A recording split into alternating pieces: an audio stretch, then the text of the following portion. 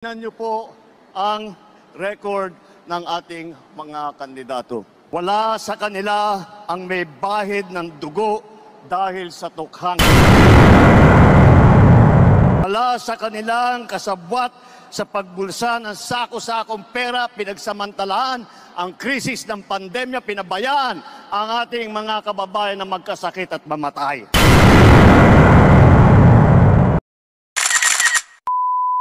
Parang mahirap makapaniwala na nandito na naman tayo sa kampanya. Napakabilis ng panahon, napakabilis ng pagdaan ng 3 taon. At sinimulan po natin ang aming national campaign, kagaya ng dati, dito po sa ating minamahal na lalawigan ng Ilocos Norte. Andito po ang aming ipinagmamalaki ng mga kandidato para sa Senado. Ngunit, bagamat nakatuon ang pansin natin sa ating mga kandidato para sa Senado, aming pong ipinagmamalaki at pinaglalaban ay subok na at matagal nang nagseserbisyo sa publiko. Ihahambing natin sa mga napulot nila. Ang ticket natin mula sa Senado hanggang Sangguniang Bayan ay mga lider na subok sa serbisyo. Magandang record na pwedeng ipagmalaki kahit kanino.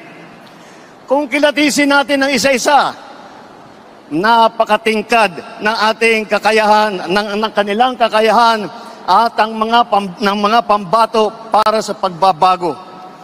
At kapag pinagsama kagaya nito, na nangyari dito sa alyansa ay lalong nakaka-impress ang kanilang pinagsamang lakas at galing.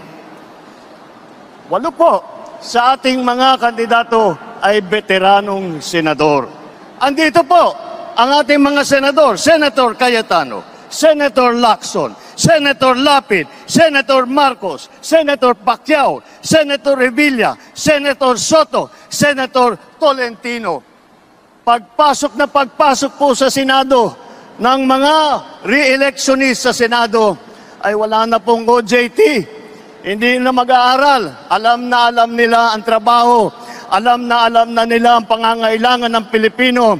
Alam na nila ang gagawin nila upang gawin at idala sa ating mga kababayan ang kanilang pangangailangan.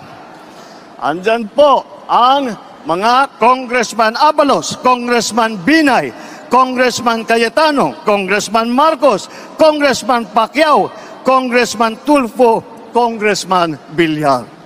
Kitang-kita po naman natin na itong lahat ay sanay na sanay, subok na subok at matagal nang nagpapakita ng galing. 4 ang nagsilbi sa kabinete, humawak ng cabinet rank na posisyon. Si Abalos, DILG Secretary. Si Tulfo, nag-DSWD Secretary. Lacson, ng Yolanda Rehabilitation Commission. Tolentino, siyang namuno ng MMDA. Sila ay nakagawa ng magandang pagbubuti para sa kanilang mga kagawaran. Alam nila ang government work galing sa kabinete. Hindi lang dada, pero gawa ang kanilang ipinapakita. 3 ang naging gobernador ng malalaking probinsya. Alam nyo na, Manang Aimee, dito sa atin, sa Ilocos Norte. Lito Lapid, Governor Lito Lapid ng Pampanga. At ang Governor Revilla ng Cavite naman. Bukod pa ron, kasama nila ang 3 naging city mayor. Binay, Abi Binay ng Makati. Tolentino ng Tagaytay. Abalos ng Mandaluyong. 4 ang abogado natin. Abalos, Binay, Cayetano, Tolentino. Si Aimee nag-aaral din sa law school. At pinagtatalunan lang nila kung sino daw ang pinakamagaling at sino nanggaling sa pinakamagandang eskwelahan. Ngunit lahat yan ay magaling, lahat yan ay matalino, lahat yan ay ginamit na ang kanilang kakayahan upang pagandahin ang Pilipinas. Pagdating sa geographical representation, 2 ang taga Mindanao. Si Manny Pacquiao ng Bukidnon. Si Erwin naman, lumaki sa Davao, Davao Oriental, sa Sulu, mga probinsya kung saan nadestino ang kanyang bayaning ama. Alam naman natin pati na ang lolo ni Camille ay galing sa Iloilo. Po ang ating ipagmamalaki dahil po nauunawaan nila hindi lamang ang mga problema na hinaharap ng nasyonal, hindi lang ang mga problema sa taas sa Senado, ngunit lahat po sila ay may karanasan sa local government, may karanasan sila sa executive. Lahat po sila ay nakapagpakita na ng kanilang kakayahan. Kaya't po ay kayang-kaya naming maipagmalaki. Tignan niyo po ang record ng ating mga kandidato. Wala sa kanila ang may bahid ng dugo dahil sa tukhang. Wala sa kanilang kasabwat sa pagbulsa ng sako-sakong pera, pinagsamantalaan ang krisis ng pandemya, pinabayaan ang ating mga kababayan na magkasakit at mamatay. Wala sa kanila ang mga pumapalakpak sa China at natutuwa pa kapag tayo ay binobomba ng tubig. Tinatamaan ang ating mga Coast Guard, hinaharang ang ating mga mangingisda, ninanakaw ang kanilang huli. At bukod pa ron ay inaagaw pa ang mga isla natin para maging bahagi ng kanilang bansa. Wala po sa kanila ang tilang sakristan ng isang bulaang propeta na nasasakdal dahil sa pagyurak sa ating kabataan at sa ating kababaihan. Wala sa kanila ang tagataguyod ng pugad ng krimen, ng sentro ng paglalapastangan ng mga kababaihan na mga pugo. Tayo ngayon ay nasa sangandaan ng ating paglalakbay bilang isang malayang bansa. Bilang isang sambayanang may dangal, may sipag at may talino. Tayo ba ay papayag na babalik sa panahon gusto ng kung kailan gusto ng ating mga liderato maging probinsya tayo ng China? Babalik ba tayo sa nakaraan na ibinubugaw ang ating bayan bilang isang sugalan ng mga dayuhan? Nais ba natin bumalik sa landas na umaapaw sa dugo ng mga inosenteng mga bata na inagaw sa kanilang mga anak, mga ina, kinuha sa kanilang mga tahanan at inagaw ang kanilang kinabukasan? Walang nagnanais na Pilipino na mabalik tayo sa ganyang klaseng pagpatakbo. Kaya naman, makakatiyak po kayo na kapag ang ating mga kandidato ay naluklok sa Senado at sila ay nagsimula ng kanilang trabaho, asahan po ninyo na sila po ay hindi makikihalo, hindi makikilahok sa ganyang bagay na ating iniwanan na at naayaw balikan.